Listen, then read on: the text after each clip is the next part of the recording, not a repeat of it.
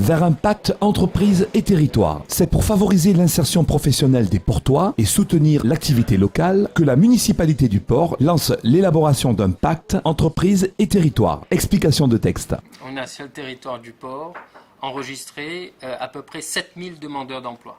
Et sur ces 7000 demandeurs d'emploi, 4000 à peu près ont moins de 25 ans.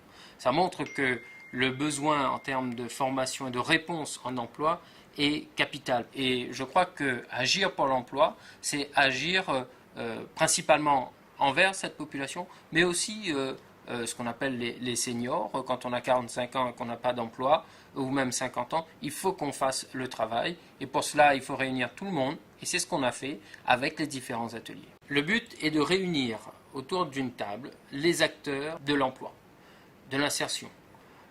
Nous avons invité les principales entreprises, mais aussi les institutions, je pense à la DIECT, donc les services de l'État, les services du conseil régional qui est en charge de la formation professionnelle, du conseil départemental pour l'aspect insertion, mais aussi la mission locale, les entreprises, encore une fois, parce que c'est pas seulement un acteur qui parle, il faut qu'on parle de concert pour que chacun puisse identifier les vrais problèmes et trouver ensemble des solutions partagées. Je dis priorité aux Portois dans les emplois qui sont créés au port.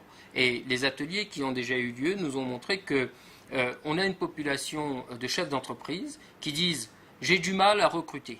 Et ça me surprend, mais en même temps ça me rassure. Ça montre que pourquoi ça ne marche pas, pourquoi elle n'arrive pas à recruter et qu'est-ce qu'on va faire ensemble pour que les recrutements soient des recrutements portois. Ce n'est pas une ségrégation qu'on organise, mais bien au contraire, un travail en priorité pour les Portois. Parce que c'est sur le territoire du port qui subit des contraintes parfois sur des activités technologiques, par exemple. Et on ne peut pas être sur le bord du chemin et regarder les entreprises se développer. Les jeunes Portois sont des acteurs de leur développement et c'est pour ça qu'il nous appartient à nous d'organiser les conditions de leur accès à l'emploi. Oui, c'est le but également, c'est-à-dire qu'on a des jeunes qui sont sur le territoire du port et qui disent « j'ai envie, moi, d'être mon propre chef d'entreprise ».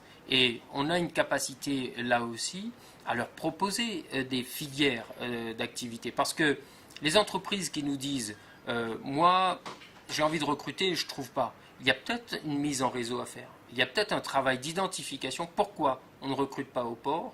Et où sont les talents du port ? Ça, c'est une thématique, par exemple. Mais on a aussi des jeunes qui créent des activités dans d'autres domaines.